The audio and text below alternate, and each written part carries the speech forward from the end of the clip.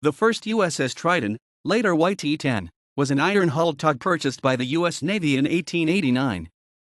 After more than 40 years of service as a Navy Yard tug, she was sold off in 1930 and began a second career as a commercial tug. Triton was built in 1888, hull number 287 at the John H. Dialong Shipyard in Camden, New Jersey. She was built for Dougherty Company, a Baltimore-based towing firm, and named the Douglas H. Thomas after a prominent Baltimore banker with ties to local shipping. Her official U.S. number was 157229. The Triton's hull was of riveted iron construction, with a long deckhouse topped by the pilot house. Her tonnage was 140.52 gross and 70.21 net.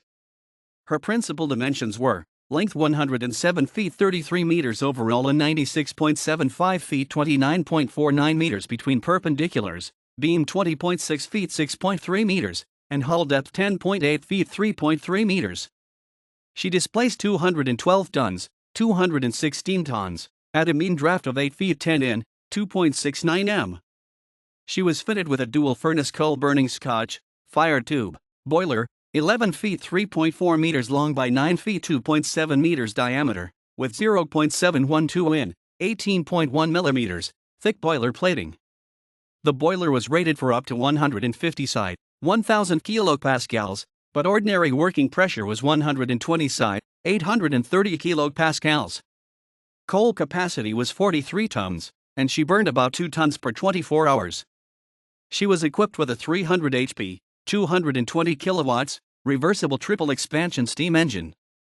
Cylinder diameters were 13 in, 330 millimeters, 21 in, 530 millimeters, and 22 in, 560 millimeters, with a 24 in, 610 millimeters, stroke. Triton spent her entire career operating from the Washington Navy Yard at Washington, D.C.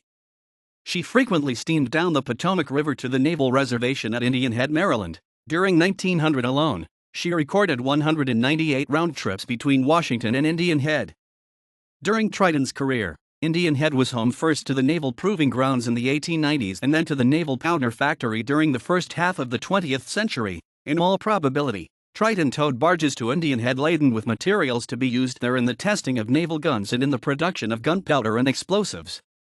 On July 17, 1921, the Navy changed Triton's designation to Yt-10, Yard Tug, in accordance with the new system of alphanumeric hull designations adopted that day. After 41 years of Navy service, the Triton was finally stricken from the Navy list on May 19, 1930, and sold on September 15, 1930. She was bought by a Boston-based towing firm in 1932 and named Melrose. Her steam propulsion system was replaced with a 640 HP, 480 kilowatts, diesel-electric system.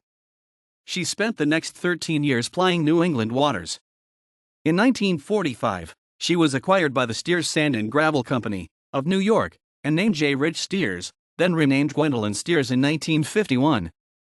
She was lost with all 9 crew members on December 30, 1962, at the entrance to Huntington Bay, Long Island Sound, NY, during a brutal winter gale.